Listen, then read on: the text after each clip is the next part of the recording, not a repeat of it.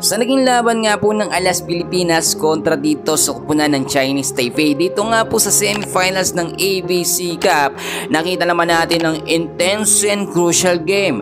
Well, kung titignan po ninyo, malakas ang iniline up o starting lineup ng ating Alas Pilipinas, which is halos ito rin yung ginamit nga po na line ni Coach De Brito nung huling laban kontra sa Kazakhstan. At dahil nga po semifinals ito, hindi rin basta-basta nagpapatalo ito nga pong Chinese Taipei.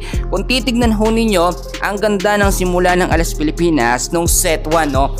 Which is nakuha natin ng pagkapanalo sa final score na 25-17. Pagdating naman ng set 2, ang diskarte pa rin ng Alas Pilipinas, malakas pa rin ang opensa at depensa. So na-maintain natin yung pagkapanalo sa set 2. Pero pagdating ng set 3, kada time out po ng Chinese Taipei ay nakikita nila ang kahinaan ng ating Alas Pilipinas. So sinamantala nga po ng Chinese Taipei ang mga pagkakataon para makitaan ng butas ng ating national team. So nakuha ng Chinese Taipei ang pagkapanalo naman dito nga po sa set 3. Pagdating ng set 4, nakita nyo yung intense and crucial game.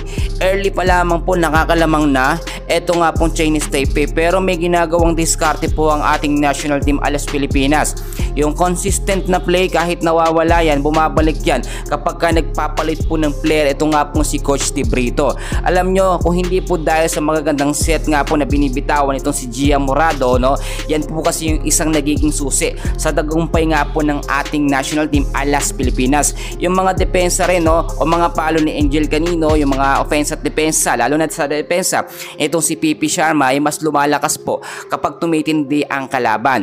So isang problema dito, kaya nga po tayo natalo dito sa set 3, ay hindi kasi nagpapalit ng player. Ito nga po si Coach De Brito kapag ka napapagod na, no, yung kanyang starting lineup.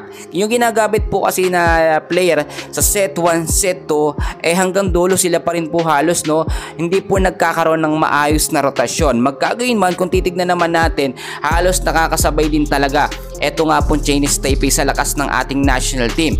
Pero sa pagkakataong ito, kung magtutuloy-tuloy po yung ganitong klaseng sistema ni Coach De Brito na hindi siya nagpapalit ng player kapag ka-intense and crucial game na, lalo na pag umaabot na ng set 4 at set 5, matatalo po lagi ang ating national team. Sa ganitong pagkakataon, kinakailangan ng maayos na rotasyon ng Alas Pilipinas para ma-maintain po nila ang kanilang tuloy-tuloy na pagkapanalo. And so far, kung titignan naman natin, walang problema, no, sa mga player nga po ng Alas Pilipinas. Malalakas ho ang ating mga player, pero kinakailangan lamang pong magkaroon ng maayos at malakas nga po na sistema, kasama na ho dyan ang rotasyon ng mga player.